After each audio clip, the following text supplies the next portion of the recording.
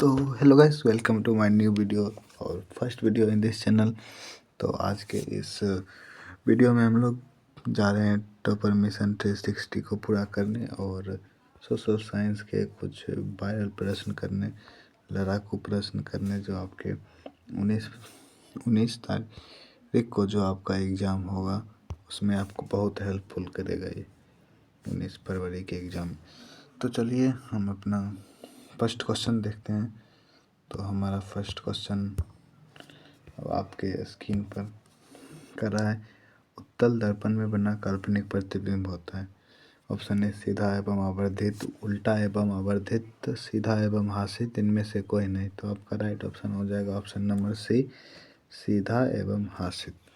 अब दूसरा number question देखते हैं। किस दर्पण में हमेशा वस्तु से छोटा प्रतिबिंब प्राप्त होता है? तो ए उत्तल, बी अवतल, सी समतल, डी कोई नहीं। तो सही उत्तर हो जाएगा बी उत्तल। तो हमारा तीसरा क्वेश्चन है, चलिए हम अपना तीसरा क्वेश्चन देखते हैं। तीसरा क्वेश्चन कह रहा है कि किसी गोलीय दर्पण की फोकस दूरी 20 सेंटीमीटर है। एक गोलीय दर्पण, यह गोलीय दर्पण किस प्रकार का होगा? तो आपका राइट ऑप्शन हो जाएगा बी उत्तल। उत्तल का फोकस दूरी धनात्मक और अवतल का फोकस दूरी ऋणात्मक होता है। चौथा नंबर क्वेश्चन कह रहा है किस दर्पण की फोकस दूरी चिन्हों की परिपाटी के अनुसार ऋणात्मक मानी जाती है? तो इसका आंसर हो जाएगा आपका ऑप्शन नंबर बी अवतल दर्पण। अवतल दर्पण का फोकस दूरी चिन्ह परिपाटी के अनुसार ऋणात्मक माना जाता है। तो अब पाँचवा क्वेश्चन देखते हैं। पाँचवा क्वेश्चन क्या कर रहा है? अवतल दर्पण में आवर्धित काल्पनिक प्रतिबिंब बनाने के लिए वस्तु को कहाँ रखा जाता है? आवर्धित और काल्पनिक प्रतिबिंब। अब चूंकि अवतल दर्पण है इसीलिए हम इसको फोकस और ध्रुव के बीच में रखेंगे तो आवर्धित और काल्पनिक प्रतिबिंब बनेगा। तो चलिए छठा क्वेश्चन देखते हैं। छठा क्वेश्चन कह रहा है निम्नलिखित में से किस दर्पण द्वारा किसी वस्तु का आभासी प्रतिबिंब प्राप्त होता है? आभासी प्रतिबिंब हम किस दर्पण से किसी वस्तु का प्राप्त कर सकते हैं? तो ए है समतल दर्पण, बी उत्तल दर्पण, सी अवतल दर्पण, डी सभी। तो हमारा ऑप्शन हो जाएगा डी, सभी दर्पण में आभासी प्रतिबिंब हमें प्राप्त होता है। आपका सातवां नंबर क्वेश्चन चलिए देख लेते हैं। फोकस दूरी 20 सेंटीमीटर के अवतल दर्पण की वक्रता त्रिज्या। आपका वक्रता त्रिज्या पूछ रहा है, इसमें सूत्र लग जाएगा आपका F=R/2। यहाँ पर दिया है फोकस दूरी 20 सेंटीमीटर है। आपका फोकस दूरी 20 सेंटीमीटर है। तो देखिए F आपका दिया है 20, तो आपको निकालना है R। तो यहाँ पर अगर आपको R निकालना है तो R बराबर सूत्र होता है F/2। तो हो जाएगा यहाँ पर 20/2 कट के आपका 10 आंसर चल आएगा। तो ऑप्शन का सी यहाँ पर राइट हो जाएगा। तो चलिए अगला क्वेश्चन देखते हैं। आठवां क्वेश्चन क्या कर रहा है? आँख, नाक, गले के चिकित्सक द्वारा उपयोग में लाए जाने वाला दर्पण है।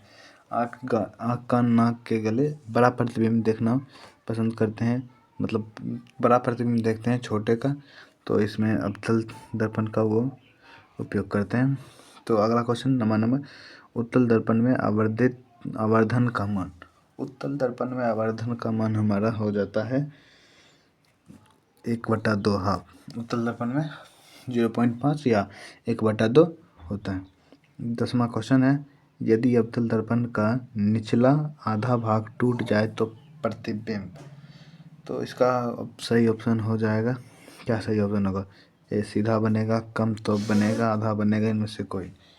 अगर ये क्या कर रहा है अवतल दर्पण मान लीजिए ये अवतल दर्पण है, इसका आधा भाग यहाँ से टूट गया तो आपको आधा प्रतिबिंब दिखाई देगा। अगला क्वेश्चन नंबर 11 कह रहा है फोकस दूरी 10 सेंटीमीटर के अवतल दर्पण क्या कह रहा है, फोकस दूरी 10 सेंटीमीटर के अवतल दर्पण आवर्धन ऋणात्मक होगा यदि वस्तु दूरी का मान, तो इसका ऑप्शन हो जाएगा 10 सेंटीमीटर से कम। तो चलिए अगला क्वेश्चन देखते हैं, 12 नंबर क्वेश्चन। 12 नंबर क्वेश्चन कह रहा है फोकस से ध्रुव की ओर आने पर अवतल दर्पण में आवर्धन का मान। तो चलिए इसका ऑप्शन देख लेते हैं। तो इसका ऑप्शन हो जाएगा ए, बढ़ता है। इसका ऑप्शन ए नंबर राइट हो जाएगा। क्वेश्चन क्या था, क्वेश्चन को एक बार देख लीजिए फिर से। फोकस से ध्रुव की ओर आने पर अवतल दर्पण का आवर्धन का मान बढ़ता है। तो चलिए अगला क्वेश्चन देखते हैं, क्वेश्चन नंबर 13। क्वेश्चन नंबर 13 कह रहा है, नई कार्तीय परिपाटी के अनुसार दर्पण के सामने रखे गए बिंब की दूरी ली जाती है। तो इसका आपका राइट ऑप्शन हो जाएगा ऋणात्मक। 13 का बी नंबर राइट हो जाएगा। 14 नंबर क्वेश्चन कर रहे हैं, निम्न में से किस दर्पण की फोकस दूरी धनात्मक मानी जाती है। किस दर्पण का फोकस दूरी धनात्मक मानी जाती है। तो उत्तल दर्पण का फोकस दूरी धनात्मक मानी जाती है, अवतल दर्पण की फोकस दूरी ऋणात्मक मानी जाती है। तो यही है आपका सही उत्तर हो जाएगा बी, उत्तल दर्पण। तो अगला क्वेश्चन है, किसी माध्यम एफ वर्तमान का मान क्या होता है। तो ये पूछ रहा है, मतलब अपवर्तन का दूसरा नियम आप पढ़े होंगे, साइन आई बटे साइन आर। इसका राइट ऑप्शन हो जाएगा 15 का ए नंबर, साइन आई बटे साइन आर आप पढ़े होंगे। किसी माध्यम में प्रकाश की वजह से निम्नलिखित में से किस लेंस की फोकस दूरी धनात्मक होती है। अब लेंस पूछ रहा है, किस लेंस में का फोकस दूरी धनात्मक होता है। तो इसका आपका राइट ऑप्शन हो जाएगा उत्तल लेंस। उत्तल दर्पण और उत्तल लेंस में दोनों का फोकस दूरी सेम होता है। तो आपका राइट ऑप्शन नंबर ए, उत्तल लेंस राइट हो जाएगा। क्वेश्चन नंबर 17 देखते हैं, लेंस की फोकस दूरी एफ एवं क्षमता पी हो तो, मतलब लेंस का सूत्र, पावर निकालने वाला सूत्र जो रहता है वो पूछ रहा है।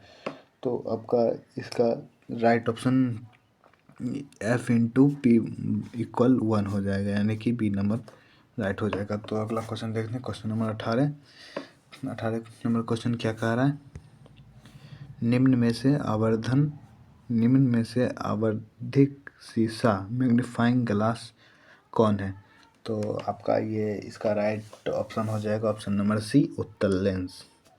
तो चलिए अगला क्वेश्चन देखते हैं, क्वेश्चन नंबर 19। क्वेश्चन नंबर 19 क्या कर रहे हैं, कौन सी लेंस में वास्तविक एवं आभासी दोनों प्रकार के प्रतिबिंब बन सकता है। वास्तविक एवं आभासी, मतलब वास्तविक आभासी प्रतिबिंब बोल रहा है। तो इसका 19 का ए नंबर सही हो जाएगा, उत्तल लेंस। अगला क्वेश्चन देखते हैं, क्वेश्चन नंबर 20। किसी कार के अग्रदीप में प्रयुक्त दर्पण निम्नलिखित में से कौन है। किसी कार के अग्रदीप में प्रयुक्त दर्पण पूछ रहा है, कार के हेडलाइट में कौन सा दर्पण उपयोग किया जाता है। तो आपका इसका राइट ऑप्शन नंबर ए हो जाएगा, अवतल दर्पण। एक्वेशन का देखते हैं, समतल दर्पण की फोकस दूरी होती है।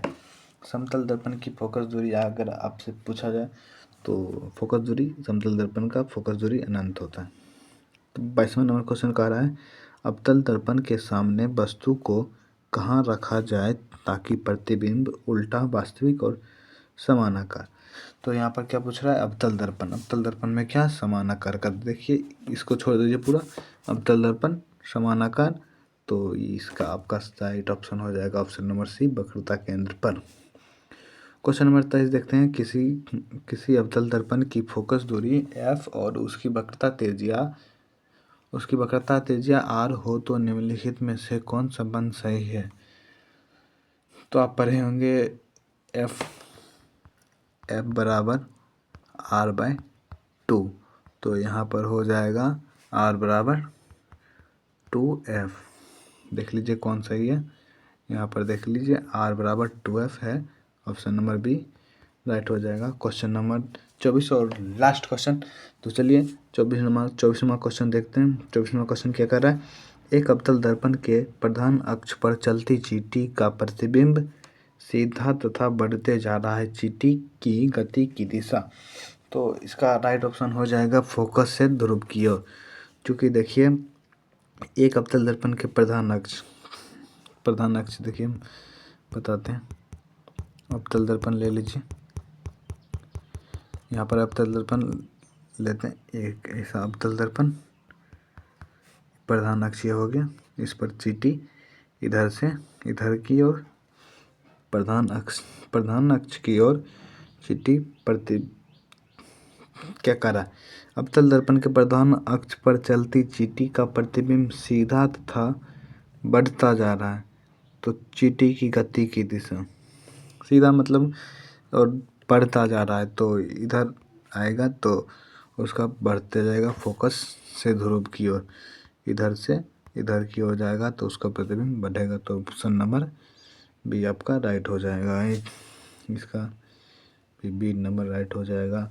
22 का छूट गया तो 22 का हो जाएगा ऑप्शन नंबर सी वक्रता केंद्र पर। तो चलिए आज के वीडियो में बस इतना ही। अगर आपको आज का वीडियो पसंद आया हो तो इस चैनल को लाइक सब्सक्राइब जरूर कीजिएगा। तो मिलते हैं किसी दूसरे वीडियो में, तब तक के लिए धन्यवाद। अगर आपको ये वीडियो पसंद आया होगा तो चैनल को ज़रूर सब्सक्राइब कीजिएगा। धन्यवाद।